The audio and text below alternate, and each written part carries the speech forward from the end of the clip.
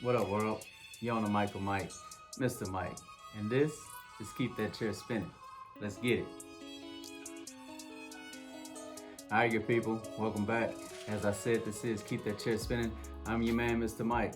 And y'all know what it is, man. It's a podcast that's geared to some of the up and coming barbers, man. Some of the barbers that may have been in the industry for a little bit, maybe kind of find themselves in a rock between a hard place and not sure if they want to continue on, man. Hopefully, within this, we can give you some insight that'll help you find that love back, that passion that drew you towards this. Maybe it was for the money, maybe it was for the actual style and the freedom that the industry did bring or you thought was going to bring. Hopefully within this, we can help you get back to that. So without further ado, man, I want to jump in and I kind of want to tackle the idea of the type of barber that you want to make yourself as. You know, you got two types really. You got a complainer, as always, and that's just the world right now too. I've said it before. There's a lot of people that they end up feeling self-entitled. They feel as if everything is supposed to be handed to them or it is theirs rightfully so. And so in the barber industry, that coincides with a lot of barbers thinking that walk-ins or phone calls or any just new customer or just a customer in general is supposed to come to them, that is supposed to just flock to them. It doesn't work like that. You have to put in the work. You have to make yourself accessible. You have to make yourself available. So you have to put in the work. And that's what the second barber is. The second barber, the one that ends up being more successful, is the grinder. That's the one that's going to put in the effort in making sure they acknowledge a customer when they come in, taking the time to put the phone down and greeting them. Man, when the door opens up, you're paying attention. Like, hey, is this anybody that needs something? Is there anywhere I can help out? Or just making sure that you are putting some time into the customer when they're in the chair. But the grinding part is also when you have a slow time, is getting on your phone and texting or calling people, or maybe possibly making a post that, hey, I got a little free time right now. Anybody that's been trying to get in, come on in. I'm available now. Whether it's making them set something up as an appointment or whether it's telling them to come on right now. And this is where it is on you to be creative as well. Within the social media, you can make that post that, hey, between such and such time, between 1 and 2, I'm doing walk-ins, $5 off, only between today, 1 and 2. So that grinder is the one that's going to be a little more creative, that's going to step outside the box, that's going to put their foot forward and try to make an avenue for themselves in trying to grow their name, grow their business, and trying to be successful. So you have those types. Are you the complainer or you the grinder? I've been saying it a lot lately that nothing is owed to you. Nothing is going to come to you.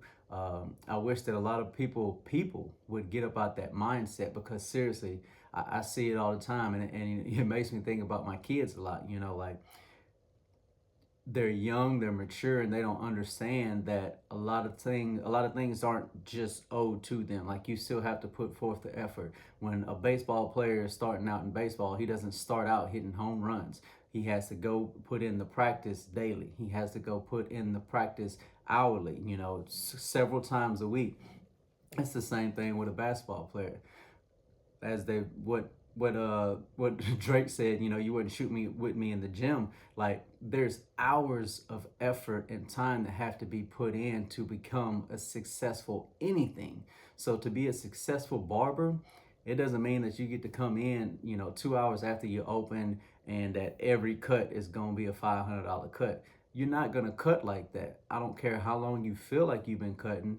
And now I just saw something in the state of Atlanta. They're trying to pass a law to where you don't even need a license to work in a barbershop. Do you know how much tougher that's going to be? Because the industry is saturated at the moment. The barber industry is saturated at the moment because a lot of people do see the glitz and glamour that do come with cutting hair, but they don't understand the time and effort that it takes to get there. Vic Blends and all those gentlemen, man, and all the other female barbers that are doing it, and they're that are all the expos and all that good stuff, man. It didn't come from them just sitting around watching videos on their phone. It took them to put in the effort to give out a great cut, a good customer service. Their customers appreciated all that they did, and they supported them by reposting them, putting their name back out there, you know, tagging them, mentioning them, whatever it is on social media. But of course, always at the end of the day, one of the main um, keys to a return customer is literally just word of mouth. When they get up out that chair and they go walk and talk with their customers, it's about word of mouth. Yeah, you can repost and all that good stuff, but a lot of people, when they do look on social media, if it doesn't pertain to them, what they say, if it don't apply, you let it fly. So they'll keep scrolling, no matter how good the haircut is. But it's going to also take, when they do come in, that you have to put forth that effort and not treat them just like a walk-in either. You have to treat them like a forever client. You have to treat them like it's somebody that you've been knowing for years and putting that work in. Like I've seen so many times over the years to where, um, that barber that complains all the time about how slow it is, when a customer does walk in, they got lunch, they waiting on somebody that's 30 minutes out. Um, now all of a sudden they stomach hurt and they got to run to the restroom, or they're leaving because they supposedly got something to do, when a lot of times they ain't doing nothing to go home and go smoke something, or whatever the case may be.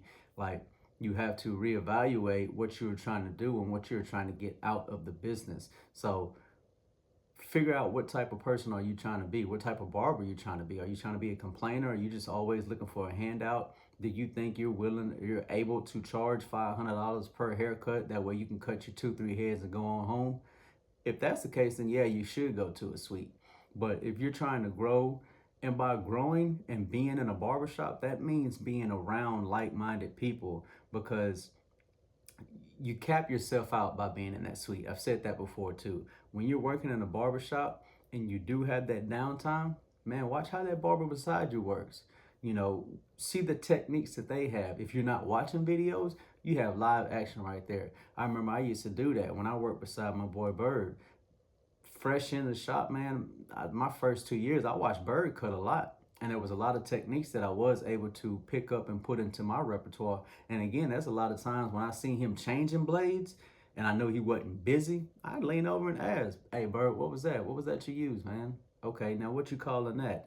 Especially fresh out of barber school, we don't really know all the terminology. So I had no problem asking. Why? Because I was a grinder and I wanted to be better. I wanted to be good. I wanted to be able to provide for myself. Again, going back to how we started, how much cuts were, it was $20 for an adult and 10 for a kid. So it took me a couple haircuts to get to just $100.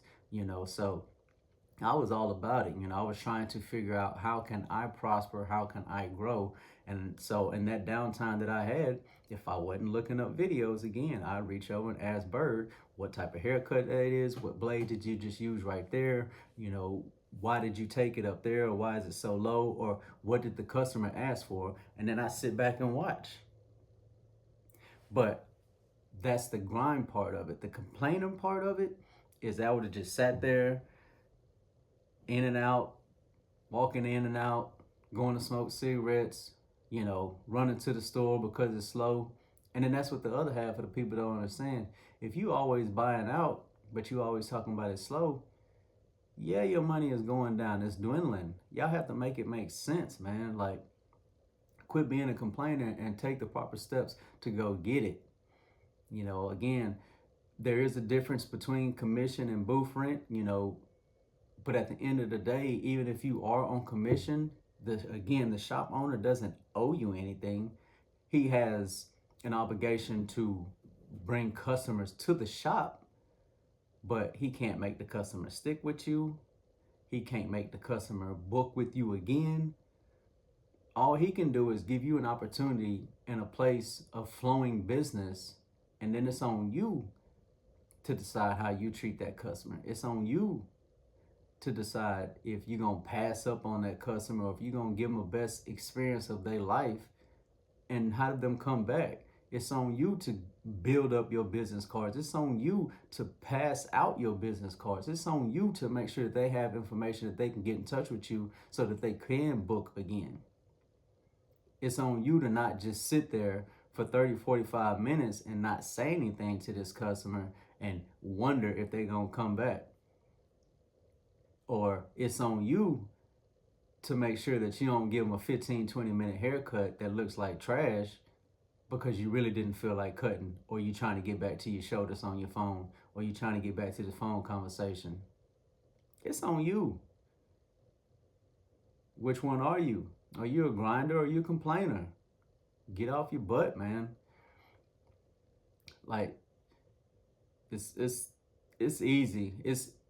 I say it's easy for me because, again, you got to have that mindset already as far as what are you trying to get out of this. You know, again, matureness does go within all this. You know, is it the clubbing type? Like, what are you looking for in all this stuff? But when it clicks for you, it takes off. And for what this is, I'm trying to help those catch it sooner than what I had to. Again, it took 2 years for me just at the shop that I was at being booth rent. You know, again, the owner didn't owe me anything. He gave me a chair to rent out, and it was on me to take care of what I had to do. And I'm appreciative of that because that's me. In a corner, I'm coming out fighting. And so I was able to make a name for myself with just the foundation, just the platform that he gave me. Again, one of the things that he told me was, pay attention to what's coming in the door and who's sitting down. And the saying that we had was, are you ready or are you waiting? And again, that meant, are you ready as in you ready to get a haircut now, or are you waiting on someone as an appointment? But it was a matter of, I'm not just gonna sit here and hope that we can lock eyes and hope that they'll want me to cut their hair. And I'm gonna come to it. What's up? Are you ready? Can I help you, sir? Can I help you, ma'am? Do you need a haircut? Are you ready now? It's simple. Open up. Be available. Be accessible. And as I always say, understand that nobody owes you anything.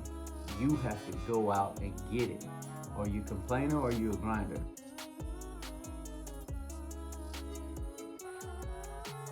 Reshape, refocus as always. If you haven't done it, man, please do me a solid, do me a favor.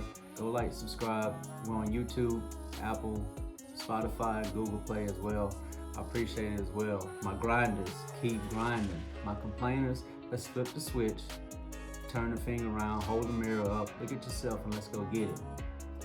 It's a beautiful time in this industry, man. Don't be left out. Don't miss out. All right? Let's go. Keep that chair spinning. 1.